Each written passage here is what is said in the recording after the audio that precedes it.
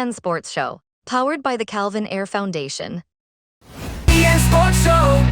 Good evening and welcome to another episode of the GN Sports Show. We're in Season 5, Episode 9 of the GN Sports Show. We're coming really fast and close to the end of Season 5. I'm George Saw Dublin. And I'm Terry Andrew. Thank you so much for being here with us. We have a packed show lineup for you. Yes, definitely. We have two young generation next U7 players. We have Zaim Fletcher and Elijah Mark will be on the show with us this evening, Terry. Plus, we have athletic standouts from the Inter-School Championships and from S.A.S.S track and field team. Tyra Fenton, the 400-meter on the 17-carat gold medalist. Plus, we have Jada Pickett. She will be making her debut at the Carifta Games 2026 over in Grenada. They'll be here with us. And also on the show with us, our first set of gymnasts from the Antigua and Barbuda Elite Gymnastics Academy. We have two young gymnasts who will be on the show with us here. We have Valerie Hadid and Alexis Bird will be on the show with us. And along with their coach, Alex, will also be here on the show with us to tell us a little about of the academy and what they are doing here in gymnastics. And of course, our doctor in the house, Dr. Rick Millis, joins us to tell us more about brain energy. In the house, we have the Young Warriors Football Club president, Mr. Colin James, and with him is one of his young female player, Kaylee Gore. And what your coaches and parents can do when your child face a failure in brain energy. We have a packed show, of course, as we said. We have more to come after the break. GN Sports Show. Our vision is to become the premier platform for showcasing and empowering young student athletes, providing them with the tools and exposure to excel both in sports and life, while shaping the next generation of confident, media-savvy leaders. The GN Sports Show is dedicated to highlighting the talent and stories of young student athletes across all sports disciplines. We aim to equip them with vital media exposure and public speaking skills, helping them grow into confident individuals both on and off the field. Through engaging interviews, mentorship, and real-world media experiences, we strive to foster personal and professional development that supports their athletic journeys. GN Sports Show.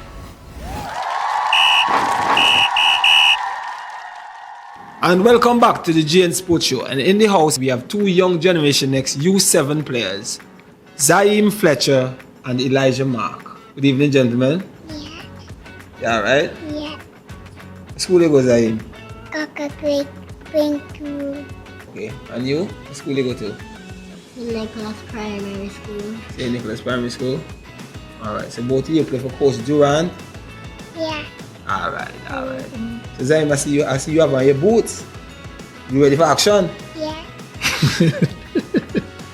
Okay, what you want to be? You want to be a striker? Yes.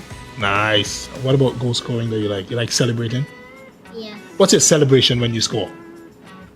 You want to go on and flip your hands in the air? Atta boy. Okay.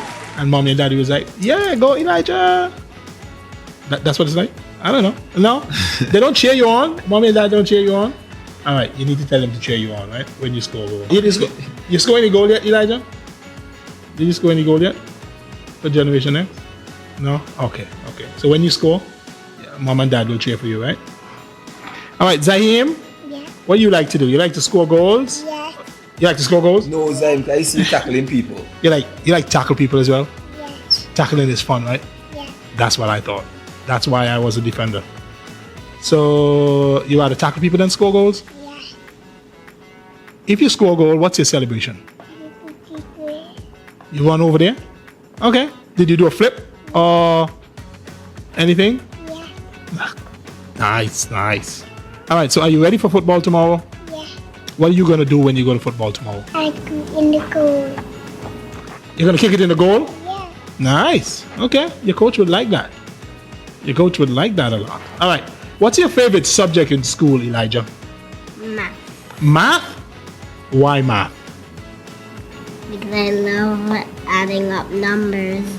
Okay. How old are you? I get 3 years. 3 years old? Wow. And playing football already? Yes. You're definitely going to be a star. You started at the right age. You're early in the dance. Yeah. All right. All right. Who teach you how to play football? My dad. Your daddy? Is he a good teacher? Yeah. Nice. What did he teach you to do? Is it the kick? Kick the ball? Yeah. Is it the tackle? Yeah. You have a bigger brother over there. Can you tackle your bigger brother? Yeah.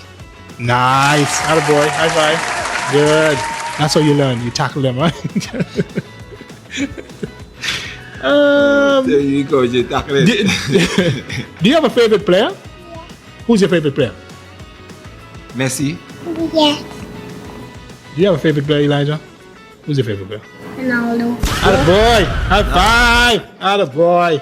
Terry. I'm a Ronaldo fan. Terry, I can't be encouraging that. Terry, encouraging that. I'm a Ronaldo fan too. Don't Terry, worry. encouraging that. Zayn, Messi is good, right? I like him too, but I like Ronaldo better. Messi's great, Terry. Don't do that. Don't do that, Terry. Don't do that. Okay. What did your dad tell you to do on the field, Zayn? Is to take a ball on the goal? Just to kick it in the goal? Yeah. What about your friends? Are you telling your friends about to come and play football with you? Yeah? And they want to play football with you? Some of them. Some of them. At break time, you guys play football in the yard, right? No, there's no ball. There's no ball over there? No. All right, you need to tell them. We need a ball at break time so we can play. Do you have a ball at home? I'll take it with you. Your daddy not going to allow you to take it with you? No. Oh, well. Oh, come on. Oh. They're no fun. What about you, Zaim? Do you play football Yeah. at school with your friends? Yeah. You tackle them? Yeah. Attaboy. All right. Thank you guys so much for coming and talking to us. You guys want to say hi to anybody? Want to say hi to mommy and daddy? Look in the camera right there and say hi to mommy and daddy. Oh, grandma and grandpa. Attaboy, Zaim. Are you going to say hi to anybody? Hi, Daddy, waving. Hi, Daddy. Hi, Mommy. Hi, Grandma. All right. Our future footballers here at Generation X Football Club on the 7 players, Zaheem Fletcher and Elijah Marks. Thank you guys so much for stopping by. All right. We'll be right back with more here on the GN Sports Show. Sports Show.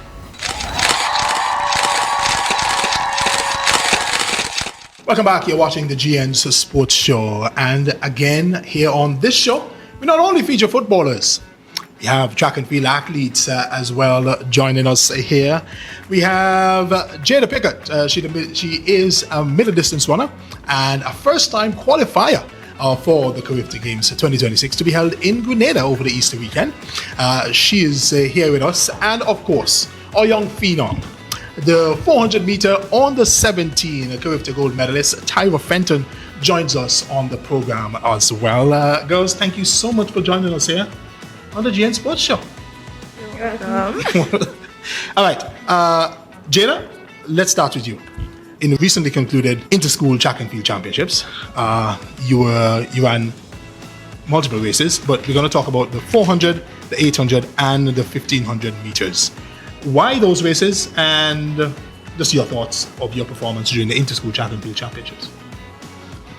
I chose those races because those are the races that I train for. Is the races that I'm best at. Since I was younger, I was known for having a lot of endurance. So those are the events that I go for. And over into school, I would say I'm very proud of myself. Okay, so before inter-school, you met the Carifta standard, and this is your first time. Tell me about meeting that, and you met that in the 800, right? Yes. In the 800. Yeah, tell me about qualifying for Carifta, just the thoughts of qualifying for the biggest regional youth track and field championships in the region. Talk about that. Before the race, I was very nervous. But I wanted it bad. I wanted the time bad, so I tried my best. There was a lot of people that supported me Nice. throughout. It was a very emotional experience. And But you knew you could make this, right? You knew Yeah. you could make it before that. I knew I could make it. All right. Well, Tyra, you're no stranger to the mic. Just, matter of fact, first of all, this is Tyra Fenton, ladies and gentlemen. This is no ordinary 17 or 16, yes. 15. See what I'm talking about? This is no ordinary 15-year-old. George, I don't know if you're familiar with Tyra Fenton, but this is a young phenom, Tyra. I've heard of Tyra Fenton. This is the first time I've seen her up close and personal. Oh, you need to see that stride. First of all, just how proud are you of where you are right now as a 15-year-old? I'm very proud of myself. I've come such a far way from when I've started, and my consistency and everything that I've been through, injury, ups and downs, mental blocks and track and field, I've come a very long way, and I'm proud of myself, and I'm sure my parents and my coaches are too. I know this entire country, when they hear Tyra Fenton, they are just over the moon because we just want to see what you're gonna do next. Just before we started this, we were talking about you're going back to Grenada where it all started, where the Caribbean knew about Tyra Fenton. We knew in Antigua who Tyra Fenton was, but the Caribbean didn't know until you burst onto the Caribbean scene. You're going back there to Grenada for the 2026 Caribbean Championships. Just tell us your thoughts. I feel very confident going back to Grenada. Going back to my roots, I know how it's like down there, know the tracks, I can have like the upper hand, and all the other athletes have been to Grenada, so I feel very confident going in, and I can do something spectacular up there. Yeah. So the 1, the 2, and the 4, you qualified for all those in. You qualified for them in Trinidad as well. Yes, and Grenada. And Grenada, right? But at one point, I guess, I don't know, someone said, hey, we're not going to do the 100 anymore. And you guys didn't. But we got gold in the 4. When I say we, that's not your own goal alone. That's not for you alone. That's our goal.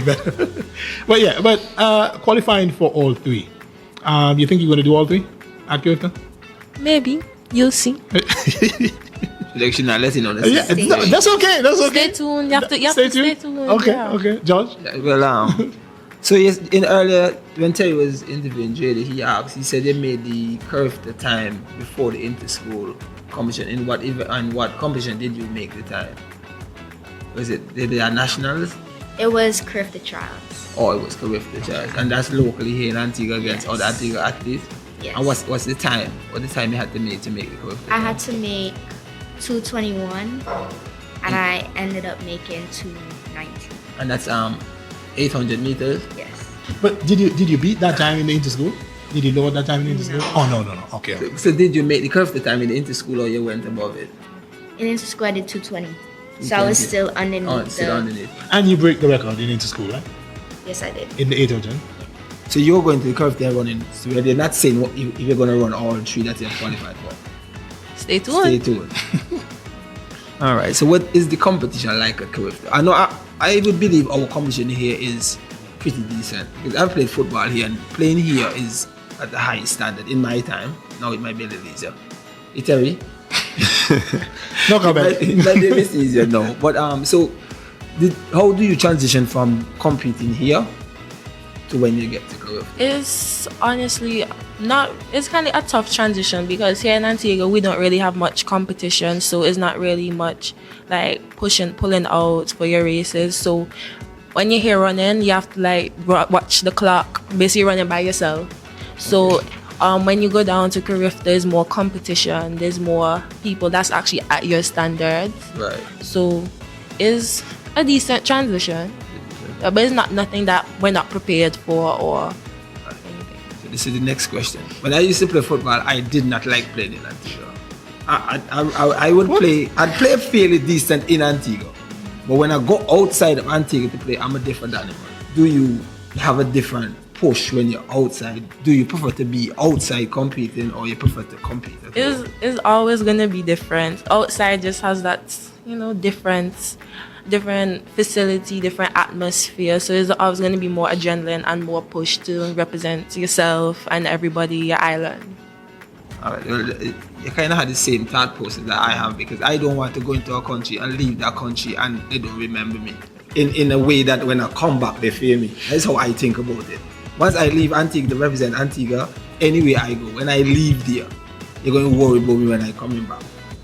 So if that's the motivation and the thought process, well, I think you have a really, really far way to go. You have a right mentality, to be honest.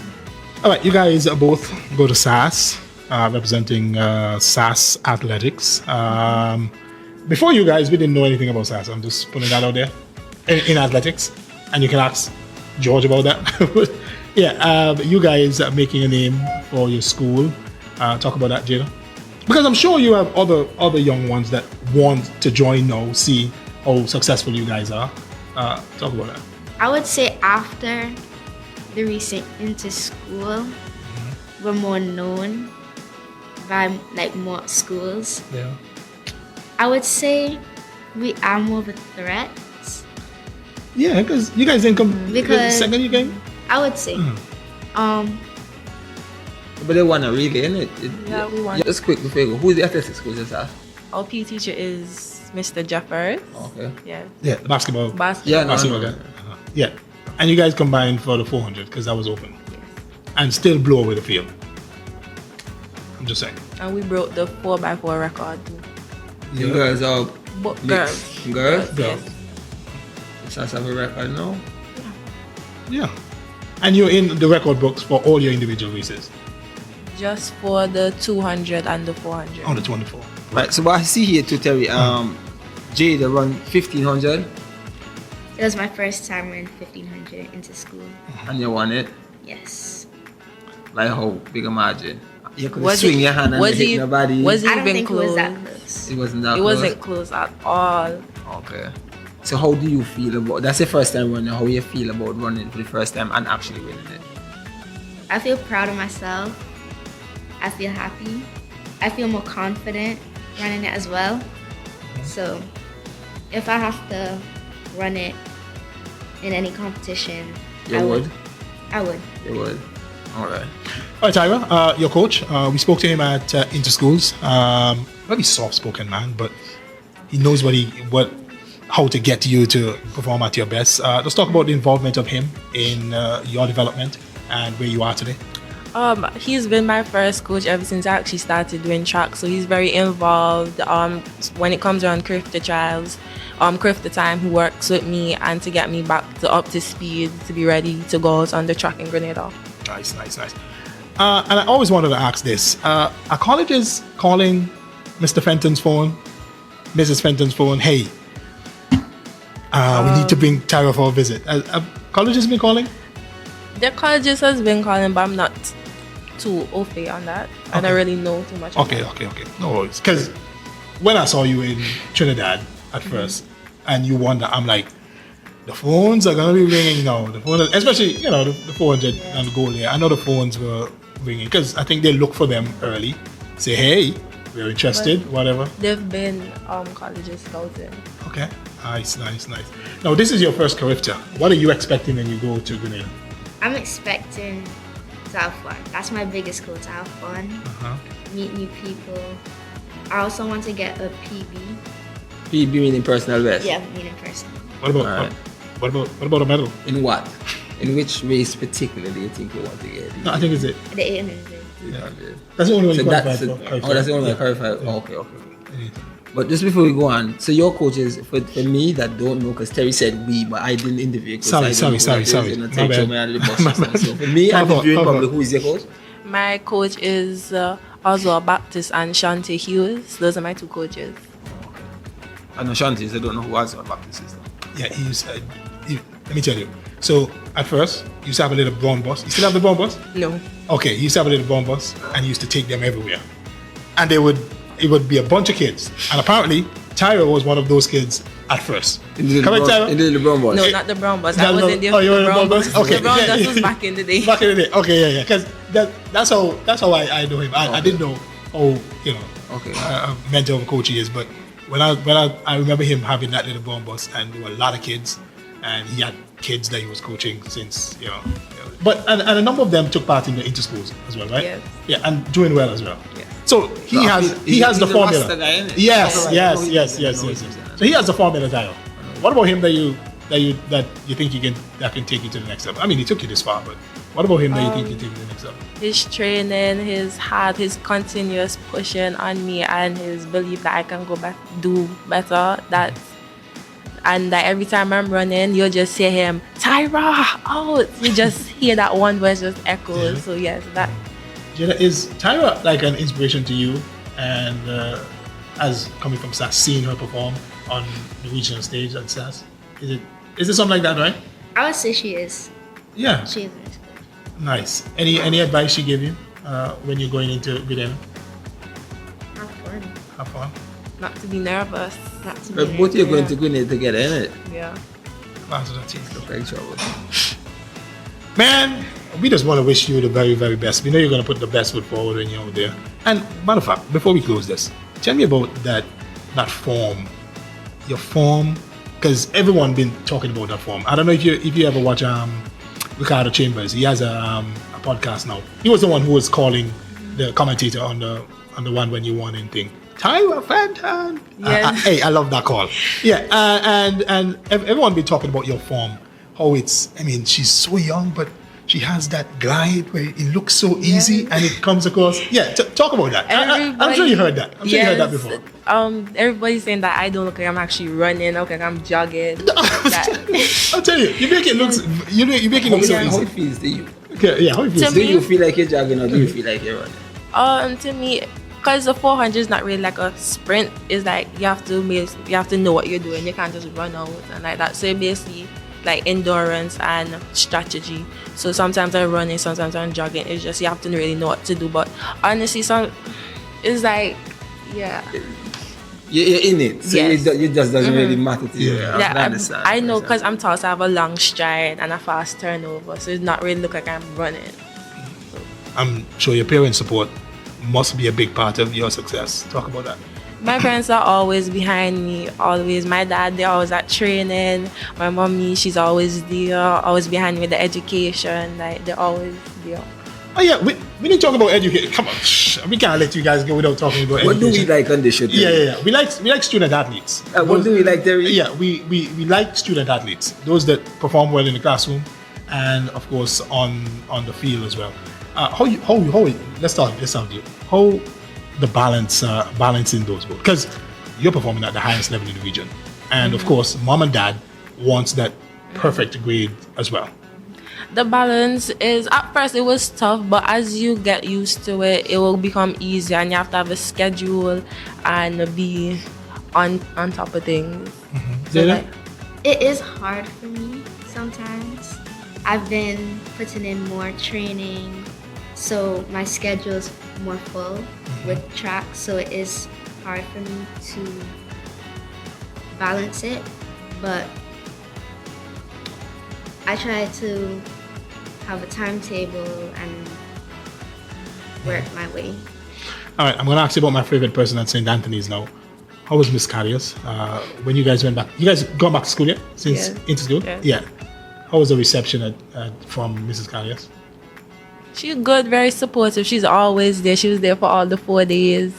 She's very supportive. She's very proud of us and what we have done with the track team ever since we have joined S.A.S. Because ever since we joined S.A.S, the track team for inter-school has just went up and up and up. Yeah.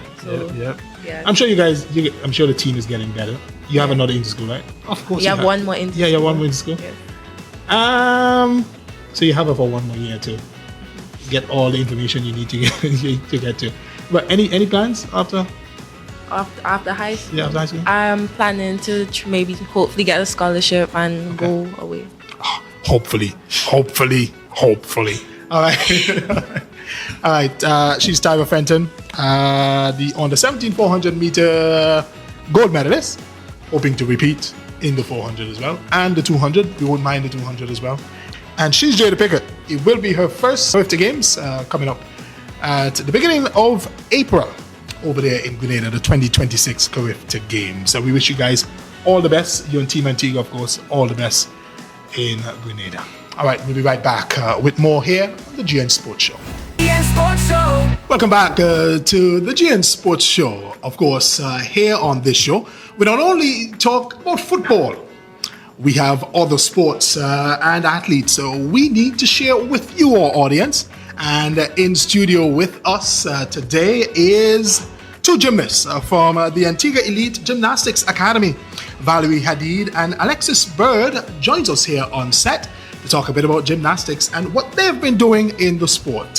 Girls, thank you so much for joining us here on the GN Sports Show. Thank you for having us. Okay. All right. So, Alexis, let's start with you. Why gymnastics? And why no other sport? gymnastics? I do other sports. Okay. I do track and field I recently just stopped. I'm gonna start back. I'm pretty sure next year. Okay. What's your favorite race? I love relay. Really? Yeah. Okay. What about you? Any other sport than gymnastics? Not really. I just mostly do gymnastics, but at lunch and break, I would like to play volleyball with my friends. Oh, nice. So, yeah, we like sports people around here. Yeah, we don't like the couch potatoes. Not calling you guys a couch potato, but but yeah. Tell us about gymnastics. Valerie, let's start with you. How did you get into the sport, and then why gymnastics? I first got into gymnastics because when COVID started, I was really bored at home, and my mom saw something on Instagram about a new gymnastics gym, and I was really interested, so she decided to sign me up, and I fell in love with it. Okay. How did you get involved in gymnastics? When I was like 3 or 4, I used to flip off of things and do cartwheels everywhere and almost hurt myself multiple times. And then my mom decided after a long time, she's gonna put me in gymnastics so I won't hurt myself. Oh man! So you're learning the correct way of doing these Yeah. things without hurting yourself, right? Yeah. I bet your mom is proud. George? Well, you should don't want to hurt yourself. The best way to not hurt yourself is to do it properly, right?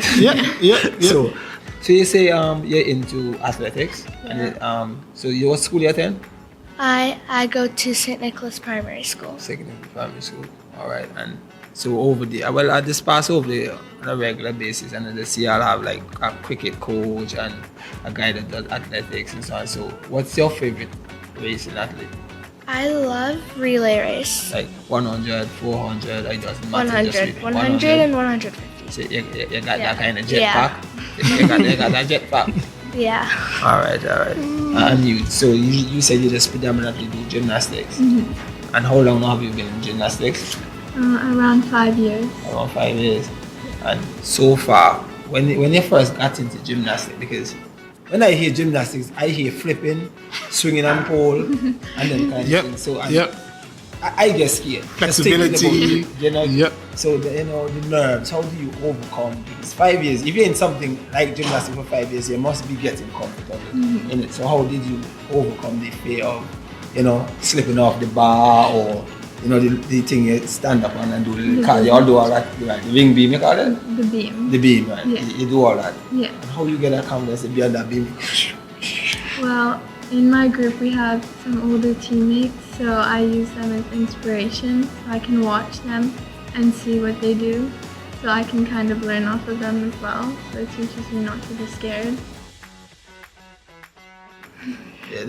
I must say both of you are very brave to be in gymnastics. I just thinking about gymnastics again a little tweet. So what's in gymnastics? What's your favorite, or maybe let me say, what you think you're best at? Which event? I would say floor. Floor is the one you do the dance and the It's the dance square and thing. flip. So how long is a floor routine? There's a time frame in it. You guys said about the time to do a floor routine in it. It depends. Some of them, like as you go up, the time increases. Oh, so at your age, what's Around like 1 or 2 minutes. 1 or 2 minutes? Yeah. Okay. And what do you think is yours? Uneven bars. Uneven bars. Yeah. I like the uneven bars. You like when you swing up and you hook your waist and the rope on it. I like to see that. I enjoy watching that. All right. Let's talk about training for a bit. How many days a week? How many hours a week you guys train? I do Tuesdays and Thursdays for 2 hours. Okay. This is after school. Yeah, Thursday. after school. Okay, for 2 hours. What about I you? do Monday, Wednesday, and Friday from 4 to 8. Okay, so you're going a little harder than Alexis. So you Oh, do I guess older. 12 hours a week. Yeah. Okay, and what's a training like? What do you guys work on? Or what do you work on? First we do warm up, and then we do a little bit of each event, and then we train for 30 minutes on conditioning, so that's like strength training. So that's what we do. Okay, we know what conditioning looks like in football and those sports that you run up and down, but what does conditioning looks like in gymnastics? Well, in conditioning, each day we focus on like one thing. So one day will be legs, another will be abs, Another will be Oh. arms. So Okay. we just do all exercises for that like category. All right, you guys been competing in gymnastics outside of Antigua. You talk about your experience, Alexis. I went to Magical Classic in Orlando. Okay. And that's for ages, It's any age really. any age. Okay.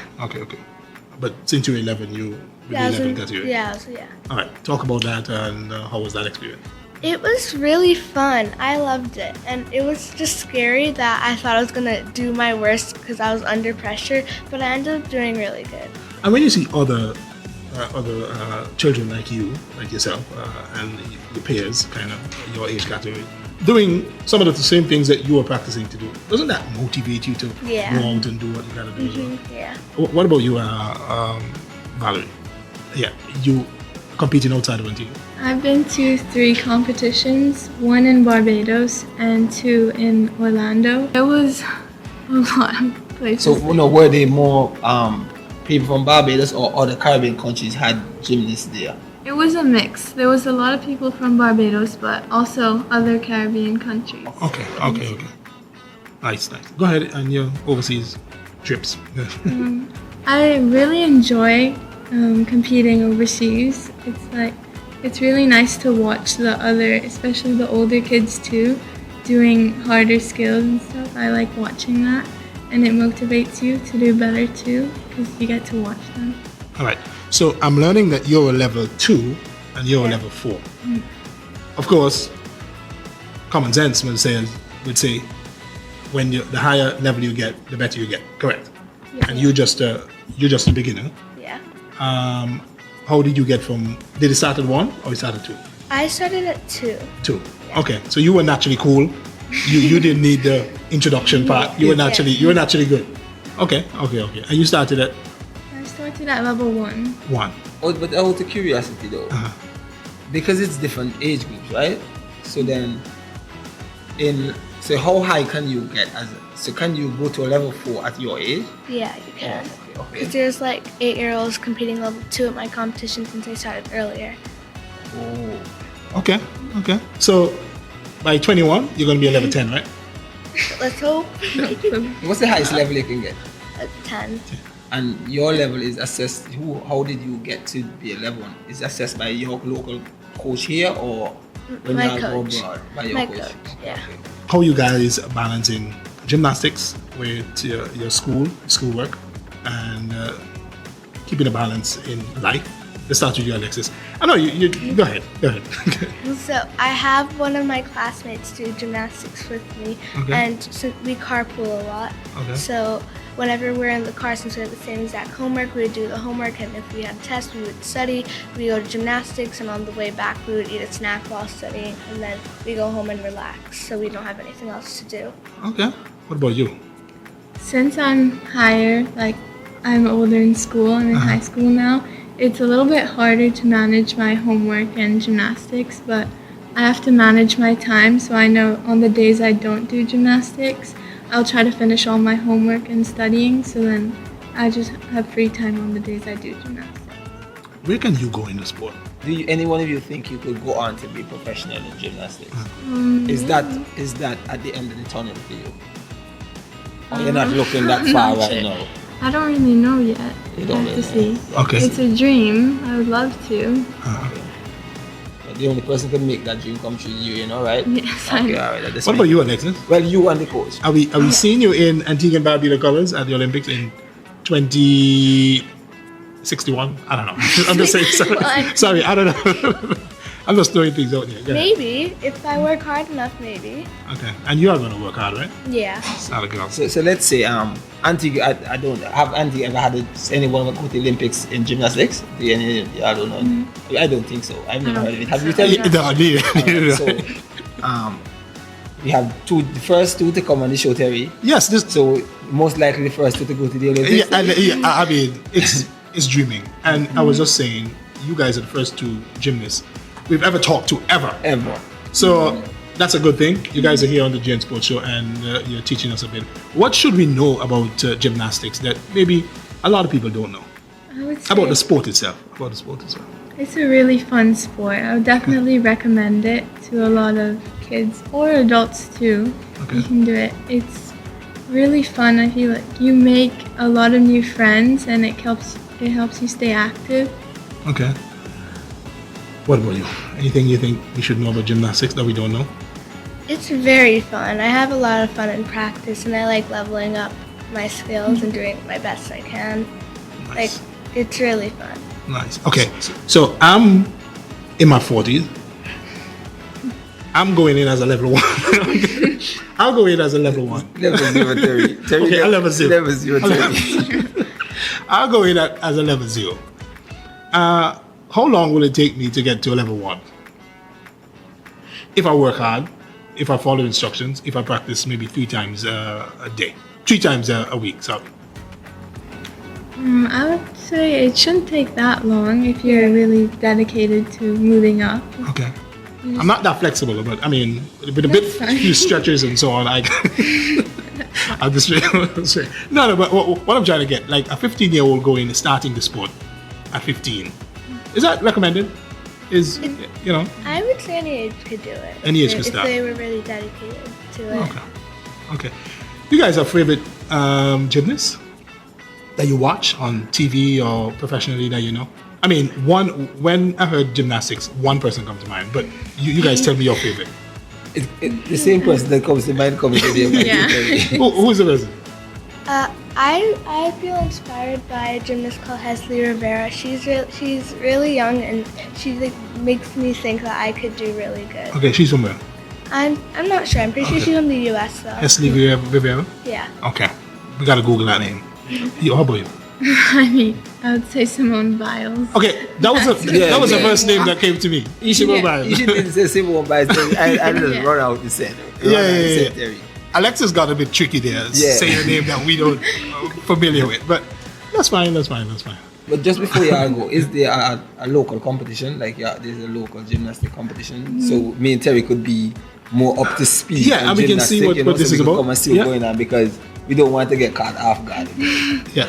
I wouldn't say we don't do competitions because there isn't any other gymnastics places. Okay, right. But there is a show coming up in June where we show to the parents or anyone that will come to watch what we can do. Nice. So you guys should come to that. Yeah, we'll bring our cameras. Can we bring our cameras? Yeah, I think so. Nice. In June? So it's like every June you guys show this, or every June? Every June. Okay, and you guys start practice when? Oh, it's a year-one practice? Yeah. So is there any competition coming up for y'all? Overseas? This year? Overseas or anything like that? There's Barbados this year. Yeah, and people that do Tuesdays and Thursdays are going this year. Okay. All right. Wait, one more thing. Back to the show in June. Does it have a name? I don't think so. It's just Antigua Gymnast? Gymnast Alive? I don't know. Okay, so it's Antigua Elite Gymnastics Academy. Yeah. Okay. Yeah. Presents Swan Song. I don't know. I was just It's gonna have a name, Terry. It's Sorry, gonna have sorry. some kind of name. I don't know. Something flamboyant. Flip. All right. Thank you guys so much for being here. We learned something. Now we have 2 gymnast friends, so we'll be watching you guys. I hope you guys continue to smash it and be great at what you do. Thank you guys so much for being here. Thank you for having us. Thank you for having us. Our new gymnast friends at the GN Sports Show, Valerie Hadid and Alexis Bird. Of course, we will be looking out for them in the future in the sports of gymnastics. We'll be right back with more here on the GN Sports Show. GN Sports Show. Welcome back to the GN Sports Show, and we have on set with us the coach of the Antigua and Barbuda Elite Gymnastics Academy. Just tell us a little bit about yourself, how long you've been in gymnastics, and if there's any accolades that we could be boast and say that we know someone that has this or that in gymnastics. So I've been coaching for 23 years. I started way back when I was 3, so I've been doing gym for my whole entire life. My parents were like, hey, this kid keeps flipping off everything, let's put him in gymnastics. So that's how I got involved in it, sport. And then I started coaching when I was 13, actually. Coached a bunch of boys and then a bunch of little ones. Then slowly worked my way up to coaching competitive women. So And then when I moved down here, I started the Elite Gymnastics Club. That was back in 2020. And we currently have 176 recreational kids. So they come once a week, ranging from 18 months all the way up to adults. And then our competitive team is 18 this year. So you moved down here from Canada. And you have 118. You said just now? 176 recreational kids and 18 competitive kids. So just shy of 200 people in here. There's 100 and something people doing gymnastics in this country. In Antigua right now, yes. Yeah, so we have a parent-taught program, so it's 18 months to 3 years old. So they come with their parent and they kind of, I call it organized chaos. They just come in, kind of learn what the gym equipment's We know like. what that is. We know what that is. So they just enjoy it. They run around, they kind of tumble. We set up circuits that kind of go through that type of stuff. We don't expect, obviously, them doing it all perfect, but get them in that program. Then when they turn 3.5 to 6, they go to our kinder gym program. So it's a little more structured. We keep a good ratio, 6-to-1 for our coaches. And then we go into our recreation program, and then they can go up to competitive. Okay, how many you started with in 2020? Oh, in 2020, we did drop-ins just because of COVID. So we could only have 6 kids in the building at a time. So we're around 30-something a week. Okay. And then progressively, once things opened up, we were able to accommodate more, so we slowly grew. Okay, so these are the kids telling their friends, hey, why not? Come and join us, it's fun. Like Alexis would tell her friends at school, hey, why not? Why not join us in gymnastics? Yeah. And then they keep coming, and the numbers go. Yeah, and a lot of like Alexis was saying, the parents go, okay, these kids are flipping down everything, what do I do? Yeah. Well, you have a safe place for them to do that. We tell them, they're not going to stop doing it, they're just going to do it a lot safer.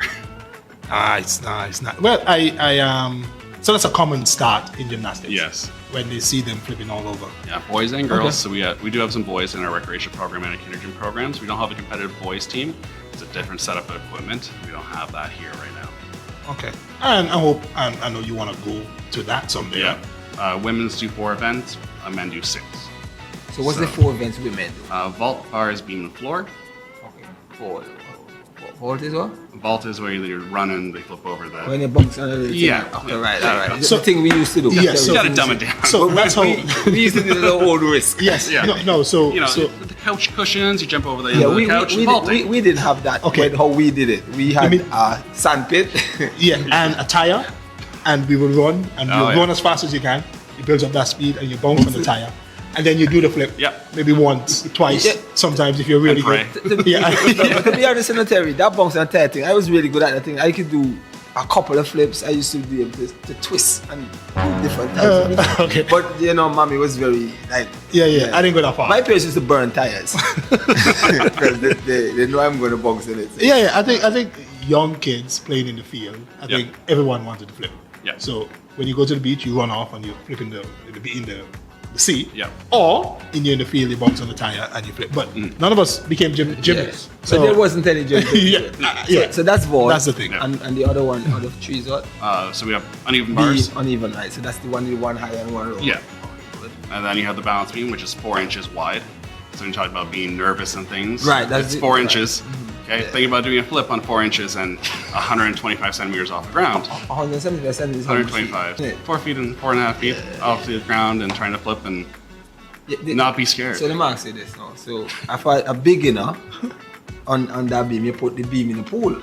Oh no, we just lower it down. We don't. That's our competition height, so we can You can put it adjust. in the pool, say the father drop in water. Oh, we have mats. We have Something mats, so. everything. We. And you have somebody with the at least on Yeah. both sides of the beam. On and one the side if you need a spot, but Okay. they were slowly worked to them. Like we have low beams, so they start on the floor, and then they go to a fat beam on the floor, then they go to a thin beam, and just a little bit higher off the ground. We work our way up.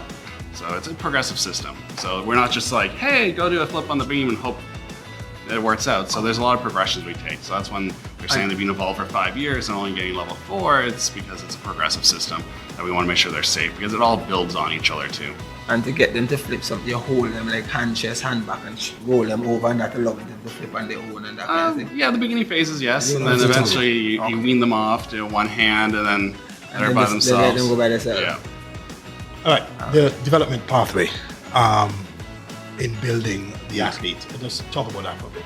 Yeah, so we definitely start off with the fundamentals. We work on just basic body awareness, those type of things in our recreation program. Then they go to like an advanced recreation program, so they're increasing their hours, developing the strength and coordination, the understanding of the skills. Because a lot of it is at the beginning phases, I say about 90% mental, because they have to understand what they're doing, how to do it, and then 10% physical, and then it slowly increases because they get more comfortable with it. They understand, okay, my body knows how to do it, so then also the mental side lowers down, and more of a physical, making sure that we train them to take a hit. So think about Simone Biles flipping 10.5 feet in the air, and that she's only 5'4". So she's flipping double her height. If she messes up, she has to be strong enough to hit the floor and bounce back. Yeah, so when they're saying they do 30 minutes of conditioning and they're still having fun doing it, we do it in a system way that, it's not just you're doing 100 push-ups. We do it in a method that they understand why they're doing the conditioning, why they're developing their bodies. Like, okay, well, if I do this shape, I do that in this skill.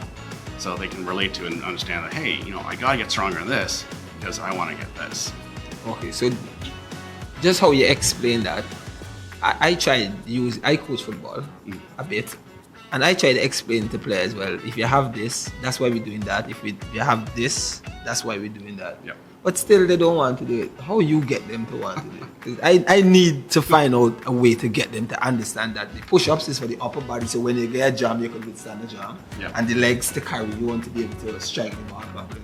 But, coach, I don't want to do. Oh yeah, and then when they're doing 12 hours a week and, Yeah, 12 hours a week is a lot, eh? 30 minutes there's a 30-minute warm-up, which is pretty intense as well. Then they do the training, then 30 minutes conditioning every single time. And we do rolling, we do physical like recovery, so stuff like that as well to minimize the chance of injuries and stuff like that as well with them. So it's a process. Oh. And it's, as you were saying, I don't know, the kids just do it. You gotta hit the right kids, and they're like, hey, I want to do this myself, so they're more motivated to push through those types of pains and understanding of their body development. And from 2020 to now, how do you feel about the progression of the academy? I mean, it started off with people never knowing gymnastics was on the island to where we are right now, and I think we're trying to move forwards. We're having a little bit of snags with federation, stuff like that, because there was a gym club before that got the title of federation, right, but they're not actively doing anything, and they're holding us back right now. So it's just painful because they actually created CRIFTA 2 years ago for gymnastics. Okay. So it was in Jamaica. Last year it was in Trinidad, but we weren't able to go because of federation. Yeah. That's how it works. Getting them to compete. I know they said they train. They have a show coming up as well. But getting them to actually compete overseas. I mean, I know that's more than winning, I guess, for all girls here in Antigua. I guess exposure. Let's talk about that for a bit. Yeah, definitely, and the exposure is great for the kids. It's obviously, when you're only training with your teammates, and all of a sudden we went to the Magical Classic, there was 3,000 kids. So our gym set up times 4 and double. So it's a lot of people. So developing, the understanding of fear and, it's normal, work through it, do what you do. I always tell them, the worst thing you can do to me, the only reason I'm ever going to get upset with you guys is if you do better at a competition than you do in training. They're like, why is that? I'm like, because that means you lie to me every day. If you make a mistake, that's fine. I'm not going to get upset with that. But just making sure you're doing what you need to do, that's how you present. So. Yeah, gymnastics in the Caribbean. We're learning that some of them are going to Barbados soon. Do you know anything about the gymnastics in the Caribbean? There are some smaller clubs, but not many out there. So St. Lucia has one, Barbados, Trinidad, Tobago, Jamaica, obviously. But there's some other ones, smaller ones that are just they're in the beginning phases as well. So are we. We say about to build a foundation and really get like a competitive program out there is about 10 to 15 years. Okay, all right. And that's the CRIFTA? Just general building a competitive program from the ground up. And we're coming in June. Yeah, it's June 27th. Okay. It starts at 12 o'clock and goes to about 7 o'clock, so it's a full day affair. Okay. We start with our little kids, our 3 to 5 year olds. They do kind of their circuit training to see how front rolls, back rolls, cartwheels, those type of things on the floor, the balance beam, the bars. And then our recreational program, who do once a week, they're learning routines as well. So they'll present a routine. Our competitive kids are the judges, so they get certificates with that and the medal at the end. And then our competitive kids show their routines at around 5 o'clock. Is there a bar? There is a bar and a barbecue. Don't worry, we got you covered. Just want to make sure there's a bar. Yeah. You just got to be there so long. I've been in the Might as Caribbean. well have Okay? I've been here long enough. I know there needs to be a bar. Okay, your long-term vision for gymnastics here in Antigua and Barbuda? Definitely, I want to see it continue to grow. I want the exposure out there a little more. We're training more staff every year to get more options for kids to come in. Like we have 76 of those 176 kids are between the age of 3 to 5. And Okay. Is it a system where the older ones are helping to coach the toddlers, the young ones? we're not quite there yet. In Okay. a couple of years, Okay. we have one of my former, one of my competitive kids is now coaching, but most of my other coaches are.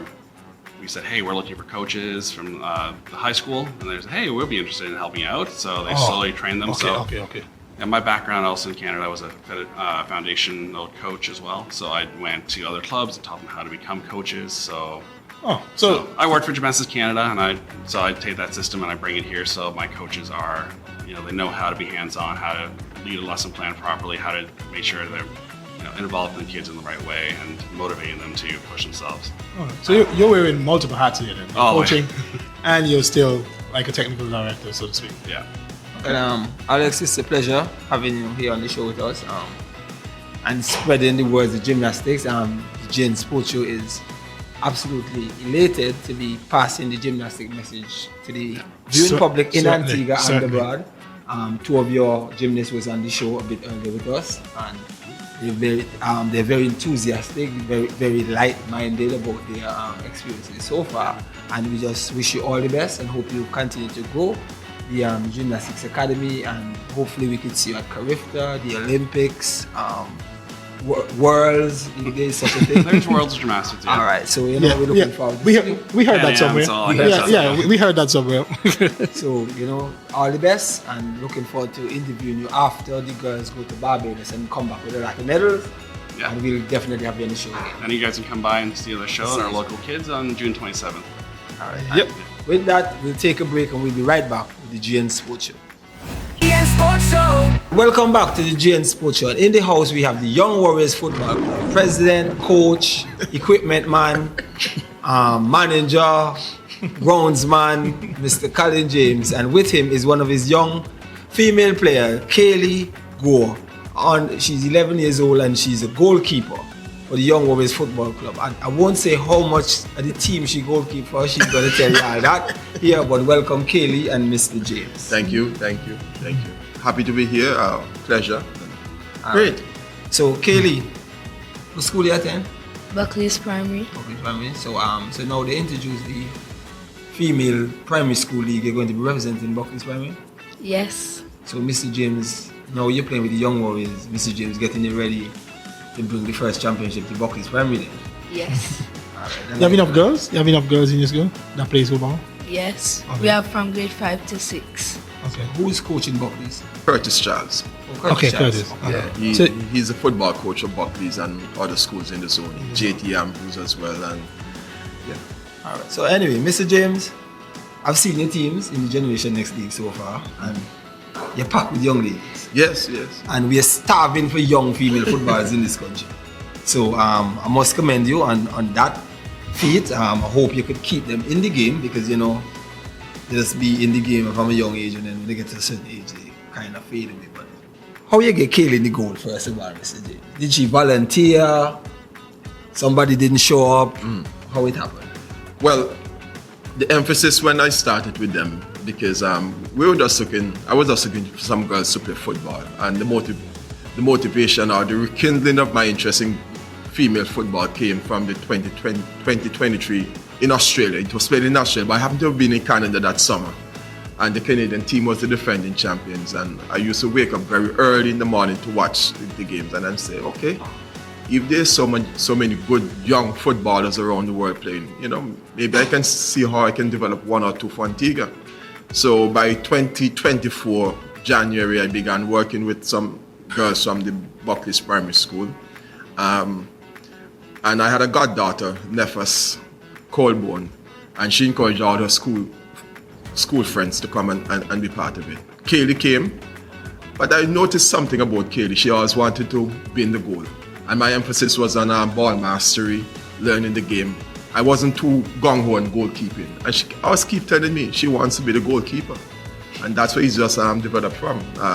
So because again, I wasn't, having an emphasis on someone to be the goalkeeper. Most of our practice never included goalkeeping drills. So maybe one afternoon we were playing maybe 4 against 4, 3 against 2, something like that, and there was a goal and she went in, and from there she just began to develop. Simple as that. Well, in my experience in football, anybody that said they want to be a goalkeeper that I have heard come straight out and say they want to be a goalkeeper usually turn out to be a good goalkeeper. Yes. You know what I'm saying? Is the makeshift ones are the ones that do it because they want a spot, and the team is the one that don't really make it, or the ones that go, as you say, gun ho, she wants to go in the goal is usually turn out. We have some young goalkeepers though in the country at the minute. Serenity Colborne, we have a couple so yeah. So well, just to touch a little bit on Young Warriors, that bunch of girls, because to get girls to play with boys, I try to put girls with boys, and them girls, coach he too big, coach he this, how you get them to play with those boys? Because I watch them on a Saturday regularly. Yeah. They're running, they're trying, they might squinge a little. Yeah. But they're making that effort to really be a part of what's going on. Right. Kelly, you want to say why you want to play against the boys? Or? Because they're kind of rough and it will help the girls to get better at playing football. See, that's the mentality. I can't tell them that they can't practice by themselves or without the boys, So everybody has to practice together. But what I do, those who show the ability, I put them by themselves. And those who need a little bit of grounding, a little bit of encouragement, I put them with maybe the better boys. So they get that encouragement. And they want to compete. Yeah, but you've been a part, and as I said, you've been a part of youth development for eons. What keeps you going? What drives you continuously in youth development in particular? Quite frankly, Terry and George, the motivation is to see some Antiguan-born player, boy or girl, just like Jake Hadid, move to the professional ranks. And we all know that the golden age for development is between 5 and 15, 16 maybe, depending on how good the player is. And ever since we had the program with Alfred Gulustian, the coaching program, which would have started back in about 2006 or 7, I can't remember the exact time. That has been, an added motivation and incentive. And with the emphasis FIFA's placed on women football, girls playing football, that also has added another interest in seeing some girls coming through. And I just hope that the authorities, who they may be between now and whenever, would put more emphasis on female football. Because when they had the ABF in women's knockout competition, we had a team in it, and we had a team of mainly under 15 players. And I couldn't tell them they shouldn't play. They wanted to play. And they went out and they competed. And I felt that, they should not play in the league itself because it was longer minutes, at least 70 minutes. But when I watched the finals between Trendsetters and I think it was Empire Trendsetters and Wadadli United. Yeah, Wadadli United. And I saw the age group had come down now to, let's say, maybe under 21, maybe 25. I said the girls can compete with those, and definitely come this summer when they have the girls program, they will be there. There are others who are just a little bit older than Kaylee, some 15, some 16, some 17.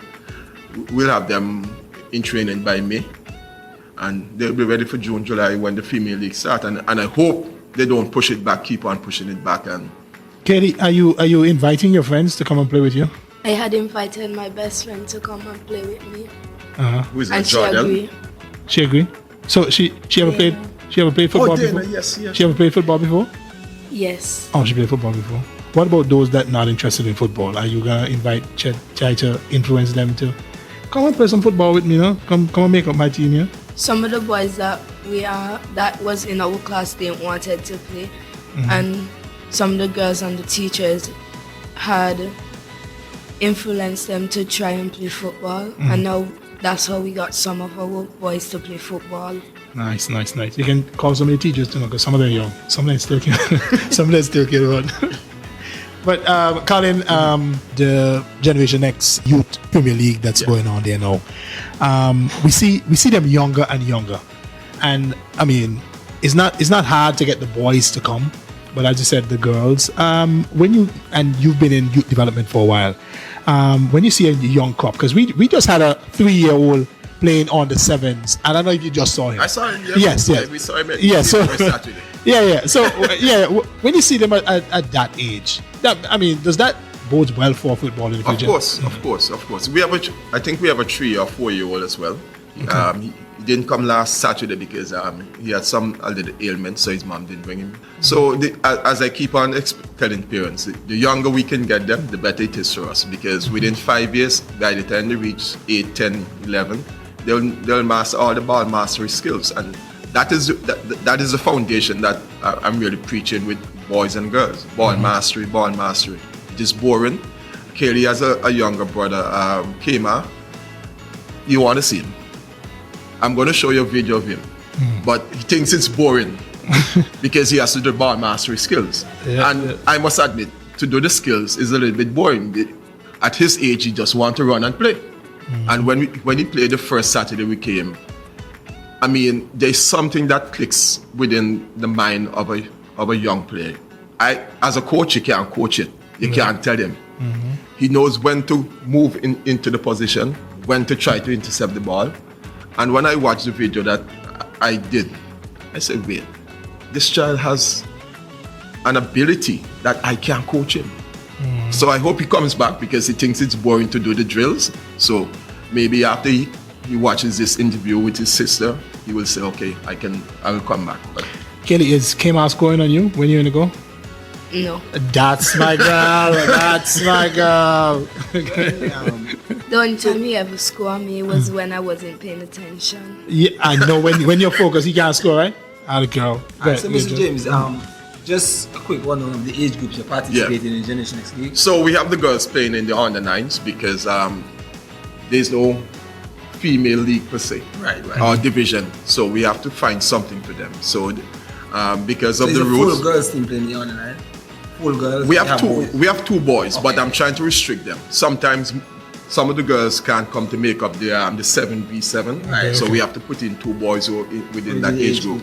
And then with Kaylee now, she goes keep for the under 11s, under 13s, and sometimes under 15s. So you have girls in the under 13s and the under 15s. And under 11s too. And the under 11s. Yeah. Okay, so are we looking forward to seeing? Yeah, he's referring to the teams of people like Rank Smith and J. Isaac and 3-5s and so on. Oh, so tell me you don't know about that. No. So hold on. No, I didn't know the ESPN term, but no, he's naming the names. I kind of figure you can identify. Yeah. Names used to, but they were really an exciting team to watch, to be honest. Yeah. There were a lot of young national players. I think every single one of them represented combined schools, whatever youth level it is. So Mr. James has had his hands in the development of a lot. Yeah. You know? But I think I do know that we have a good crop of under 14s. Well, you can say under 13s, under 15s that can maybe emulate that team with that tag, ESPN tag. They can play exciting football. But what I need, just as Kaylee's mom is here to give us support, I need the parents to come and support their children. I know they have to work, but whatever time they can find, whether it be at practice sessions, whether it be at a match, even if they come for maybe 20 minutes, the parents have to put the support out there for their children. And that's what I like about the Generation X organization. The parents are always there every Saturday supporting their children.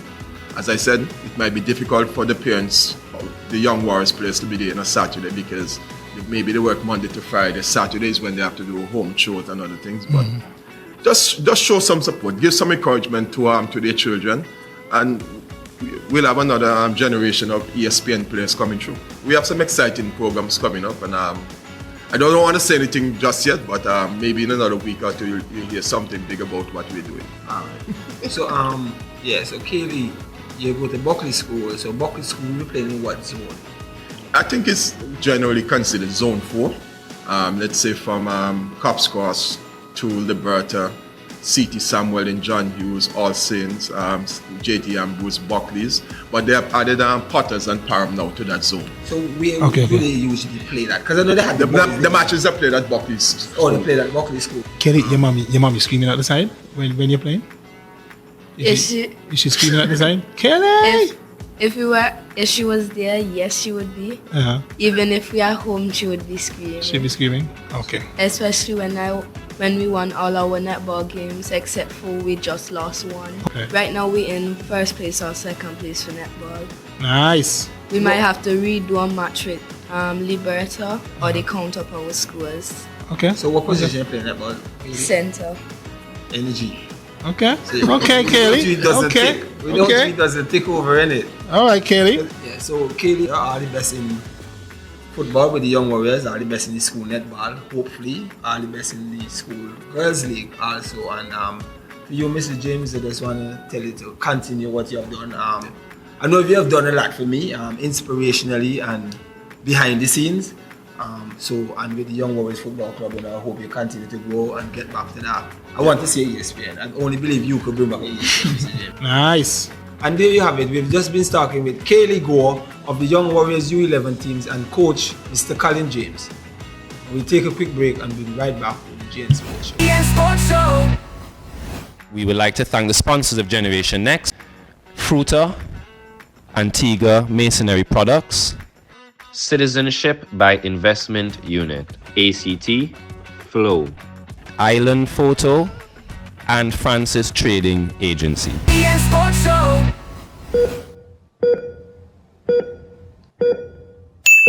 Welcome back. You're watching the GN Sports Show, and it is that moment of our show where we welcome Dr. Rick, clinical physiologist at the American University of Antigua, right here on Island. And of course, he always have gems for us. This week, we're talking about brain energy and the failure in young athletes. And who better to tell us more about this topic than our doctor in the house, Dr. Rick. Dr. Rick, welcome. Thank you so much for joining us once more. So, yes, brain energy. What does that have to do with kids performing well in sports, performing well in school? And is it only kids? How about the coaches? How about the parents? Do the kids only choke, or do coaches choke? So how do we know when a kid or a coach is not getting enough energy in their brain?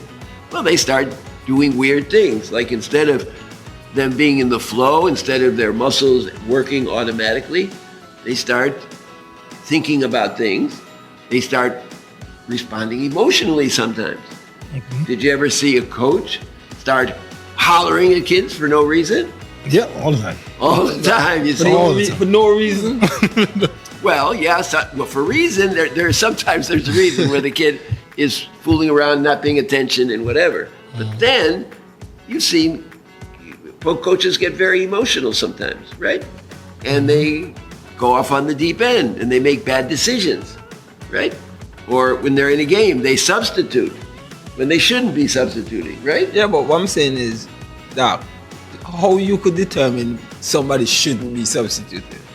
Oh, because he's doing it, And he affect the game. Yeah, he's doing it ineffectively. Or he's doing it too often. Okay. You see? And he's not giving kids enough time to play. Does that happen sometimes where the coaches, pick their favorites and they don't give other kids enough time to play? That does happen, yes. Yep. Yeah. I don't do it, but it does happen. Yeah. Just to make it clear. So athletes, kids, parents, coaches, we all have this brain drain. And best analogy I can give you is think of your computer. What happens when your computer is overloaded? Too many things open. Too many files open. Slow down. And you're trying to do some work. And now you try to work on a program, but 3 or 4 other programs are taking the what? RAM, the memory, taking the memory, right? And using it up. And using up all this energy. What happens? You ever see the twirling? Yes. Twirl, twirl, twirl, twirl. How about we call it the twirling brain? The twirling brain. That means that what? It's overloaded. It's overloaded. How many parents or coaches have kids doing too many things? Right? Not getting enough sleep, doing too many things. School, sports, they don't have time to recover. All that kind of stuff that causes a brain energy drain. Remember we talked about that? Remember we talked about magnesium, for example? Yes. What do you need that magnesium for? The battery juice. You forgot the name of the battery juice. 3 letters. We know it had something to do with energy, but STP. yeah, we just didn't remember the STP. That's what you put in your car. STP. No, you're close though. Just change the first letter. Doc. Oh, wait. No, you were asking the brain one? No. Sorry. From S to A. The ATP. Okay. Sorry. Right. Hey, but you know what? When I say STP, that's how I remember ATP. Yeah, I know. That's what I was saying. When you say STP now, I say like last week to this week, I don't know. Okay, well, your brain is twirling right now. It's overloaded. Yeah. Maybe you had a rough week. I don't know what it is. But the ATP you need, right, to keep things going, right, is only limited. It's only limited. So you have to, compartmentalize what you do. You have to let the kids compartmentalize what they're doing. You have to let them go to school and do their homework and recover. And sometimes the sports has to take a back seat. So let me ask you this now. Yeah. Right?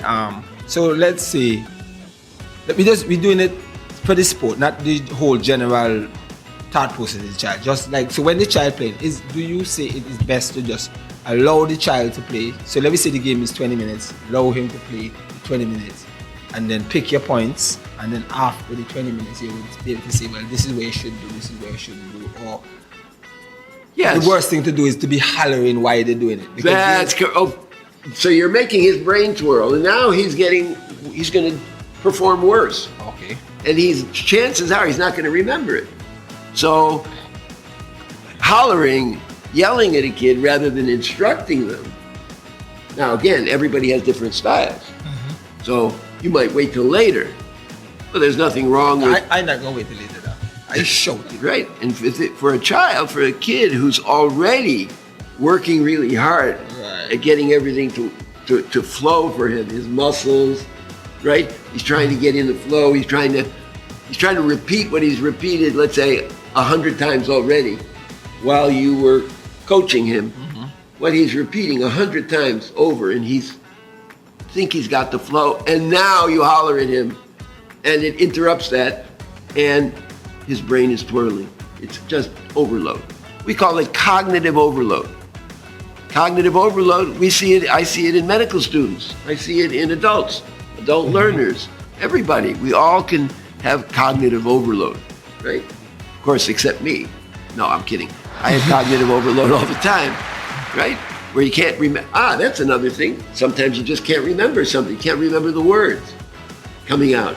Cognitive overload, right? Cognitive overload. There's something interrupting your program that's going on up here. So when I don't remember what we talked about last week, that's right. Overload. It could be. I suffer from cognitive overload.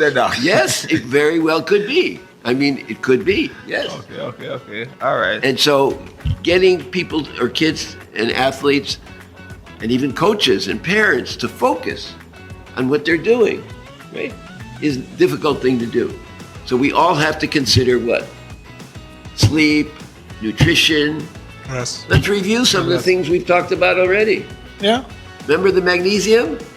Who's going to remember what kind of diet interferes with magnesium absorption into the blood from your food? What kind of diet? What kind of diet? Would it be a meat diet or a vegetable diet?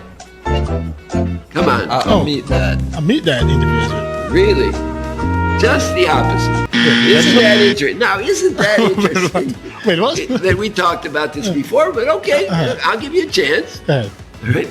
The meat diet is going to help the absorption of magnesium.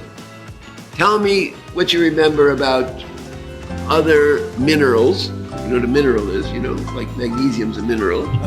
Metals, minerals, vitamins that determine how good a nutrition a child is having. So, for example, what should he have in his diet besides the magnesium that we got to be careful of? I know this now. Think of oxygen. What's carrying the oxygen? What's carrying the oxygen? You got to make sure he's got enough of. What's carrying the oxygen? Yep. It's a very heavy metal.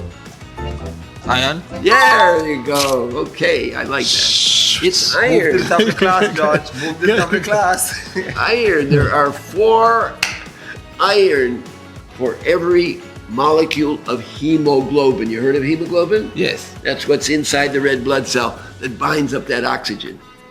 And if a kid is anemic, that's what anemia is.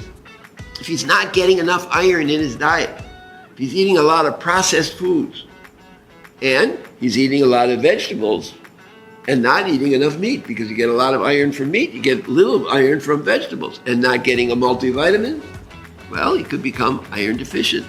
You have to watch out, because that kid, his brain is going to be twirling. We're going to have a twirling brain, because even though he's got enough blood flow, there's nothing wrong with the blood flow, nothing wrong with his blood vessels in his brain. It's the fact that it's not delivering enough oxygen because he's deficient in his nutrition in iron. Okay? In iron. So any kind of meat you get iron from? Or there's like you get iron from chicken, Yeah, from beef, all of that.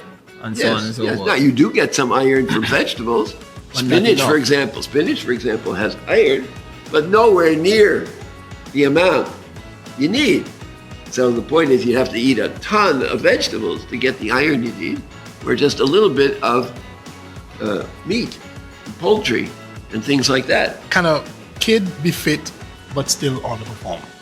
Sure, Because- absolutely. Because of what? The twirling brain. The twirling brain. Remember we talked about choking? Yes. So he's going to choke. He's got anxiety. Well, remember we talked about ATP needing magnesium? Yes.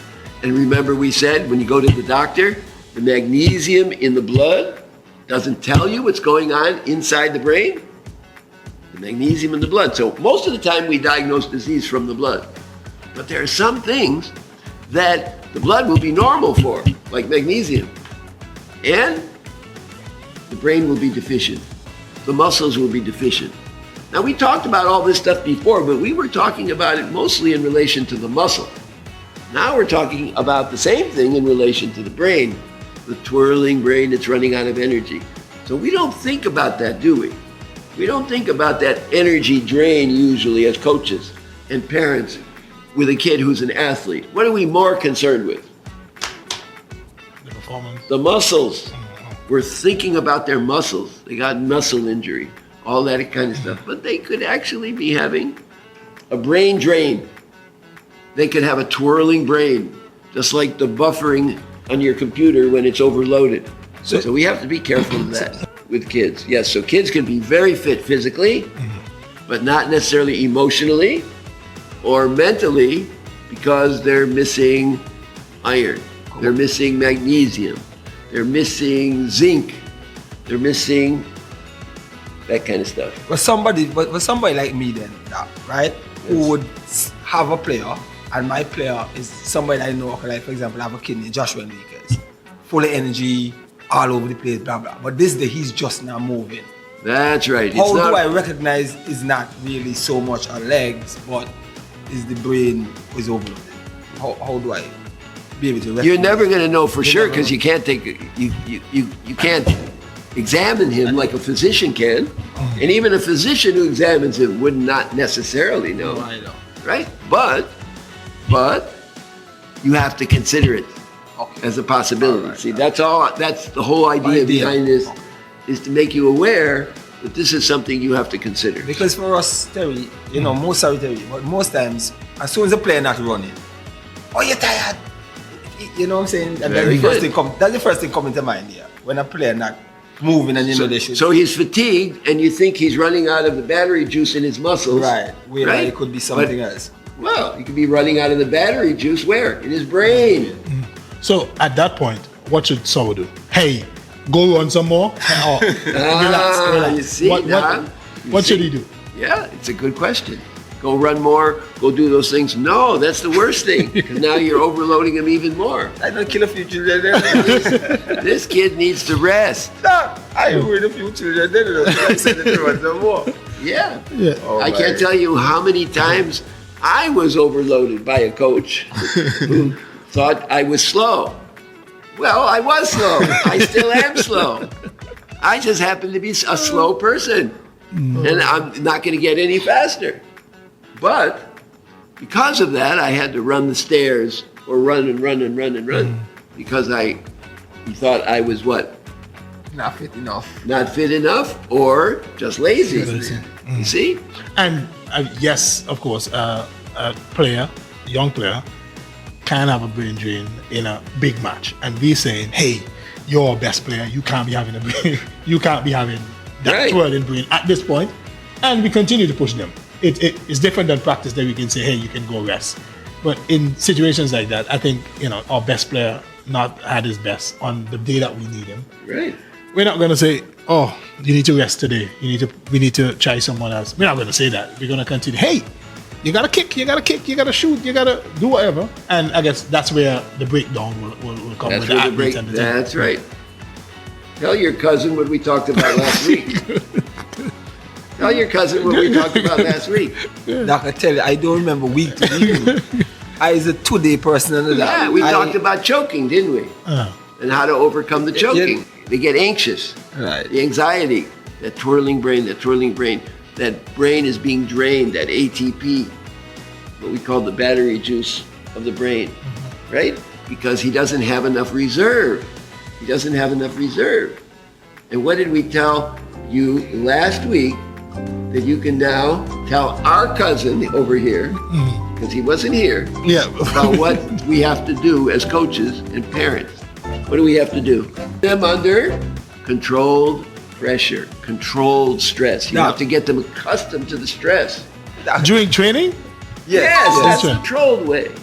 Where you're not hollering at them, you're instructing them. You get it? You're instructing them. And they're prepared for it. They're not surprised by it. They say, look, and they understand why you're doing it. So Doc. Yes. So somebody like me who forget last week, this week, because I forget last week when I come this week, what we could do for my brain to be able to hold? Well, we have to evaluate your sleep. We have to evaluate your nutrition. We'd have to look at the things in your blood like iron, magnesium.